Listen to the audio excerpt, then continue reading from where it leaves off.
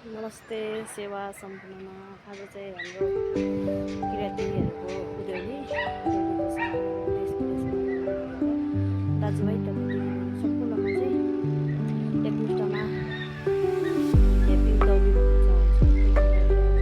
आज चाहिँ किराँतीहरूको विशेष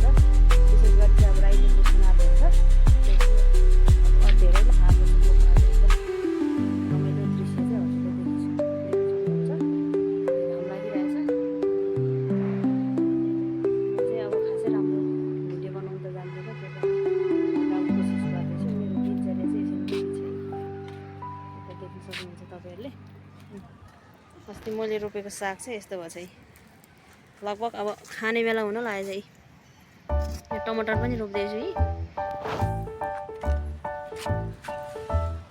आज चाहिँ पोखराको मौसम देख्नु सक्नुहुन्छ हिमालमा यो ढाकिसकेको छ।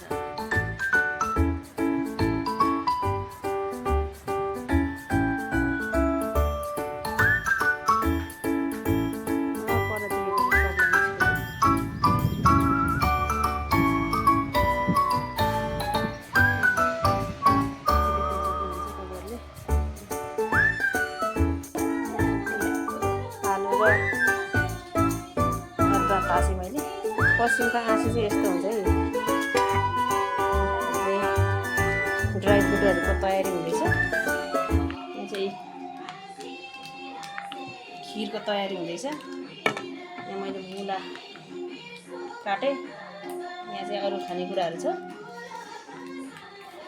मेरो छोरी चाहिँ यहाँ बसिरहेछ। त्यहाँ दुध छ अब खिर पकाउनलाई। यस्तो चाहिँ यहाँ हाम्रो किचनको तयारी हुँदैछ है।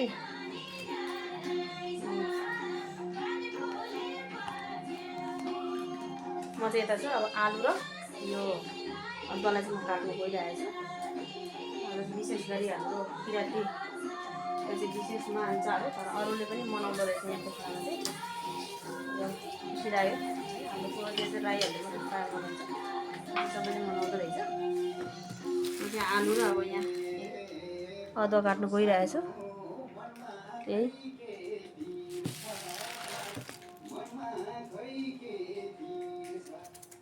आलुहरू काट्नु लाग्यो।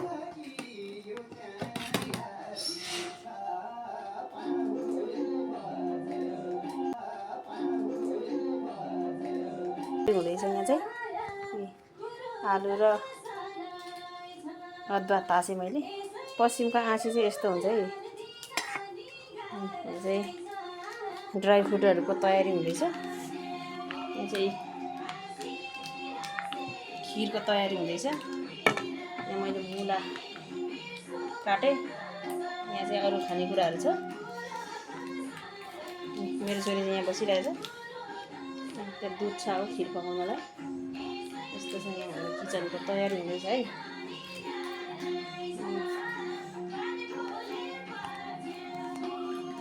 म चाहिँ यता छु अब आलु र यो अदुवालाई चाहिँ म काट्नु गइरहेको छु। विशेष गरी हाम्रो किराँती चाहिँ विशेष मान्छ है, तर अरूले पनि मनाउँदो रहेछ यहाँको खाना चाहिँ। मैले चाहिँ सबै तरकारीहरू पनि काटिसकेँ। आलु, काउली, मुला चाहिँ अब पकाउने तयारी हुँदैछ।